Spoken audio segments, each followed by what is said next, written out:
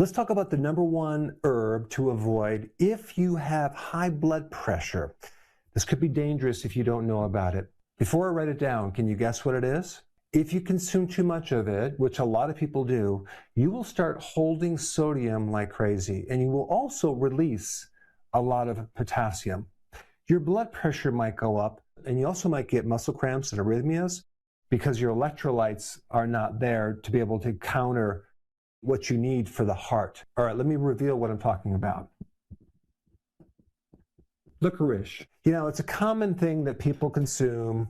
They consume it in a tea, they consume it as candy, but most people take licorice root for their adrenals, especially if they're going through stress. So your body has a built-in safety enzyme to protect you from producing too much cortisol. That's the stress hormone. And it's a safety enzyme, which is right here, 11-BHSD2. Not that you needed to know the name of it, but this is a safety enzyme to protect you from raising too much cortisol, because that could be dangerous. Too much cortisol will cause you to retain sodium, get rid of your potassium, increase your blood pressure, cause muscle cramps, and create heart arrhythmia issues. And it just so happens that licorice blocks this enzyme because the active compound in licorice is this right here, glycyrrhizin. So when your body no longer has this safety enzyme, cortisol starts going up. So to make this simple, if you consume too much licorice, it's going to trick your body into doing all these things right here. Now, our bodies were designed to retain sodium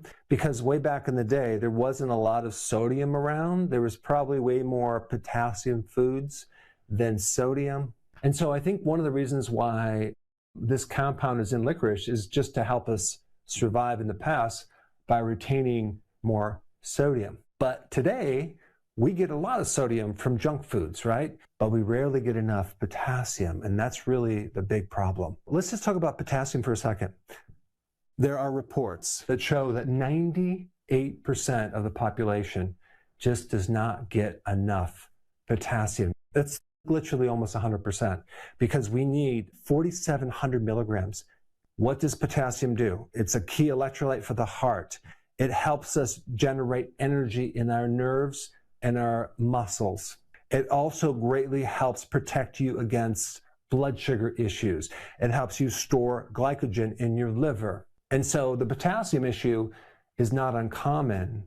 And the problem is by taking too much licorice or licorice tea or the candy, boy, you go from deficiency to severe deficiency. And if you don't have enough potassium, that can put a big problem on your heart, especially with arrhythmias. So people get licorice from candy. A lot of kids have it.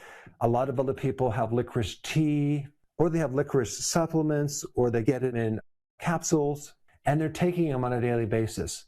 I do not recommend that, especially if you're older, especially if you have high blood pressure, especially if you're on a diuretic. And even more than that, especially if you're taking a synthetic version of cortisol like prednisone and you take licorice, that is not good at all. Now, for some people that have low cortisol, maybe a little more licorice might be good, but I think they should be supervised by someone who knows about that. But it's pretty wild because so many people are trying to get healthier with things like licorice and they don't really look at all the different factors. So how much licorice tea would be too much? If you consume over 2 cups of licorice tea every single day, that could be enough to start shifting the electrolyte balance, okay?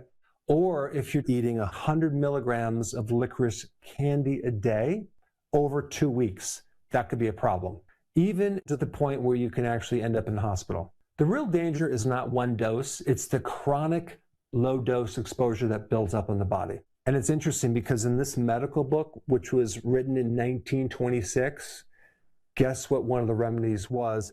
Licorice.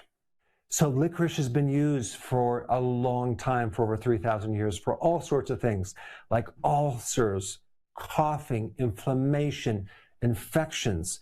So it stood the test of time, and a lot of people have gotten a lot of benefit from it. But just realize it's very, very powerful.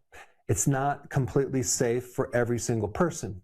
Now, there is a certain type of licorice that extracted this compound, so that way you won't get this effect with this enzyme, it won't mess with this enzyme, called DGL. So basically just take this thing out and you're getting the benefits of licorice without this thing that can create problems. So this is just one thing you should put on your radar. If you're going to take licorice, get the one that is a DGL licorice, okay? And that way it won't create these effects right here. That way you can get the gut effects. If you have an ulcer, you can get the positive immune effects without pulling all the potassium out and creating problems with your electrolytes, especially if you're going to use it long term.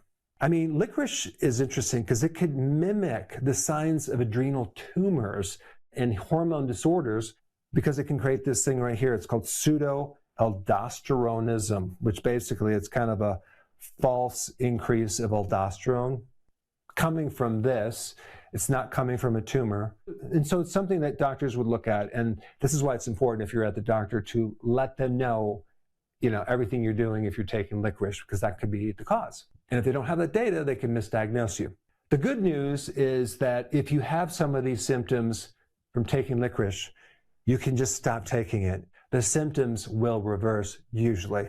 And so I am talking about some of the dangers with herbs, but generally speaking, most herbs are super beneficial, and many of the complications from herbs are extremely rare, especially if you compare them to medications. And I'm really in support of the therapies they used to use back in the day, but unfortunately, the recommendations of natural things from doctors are close to zero. Since we're talking about herbs, there's some really simple herbs that you can use in the kitchen to improve your health. And for that information, you should watch this video right here. Check it out.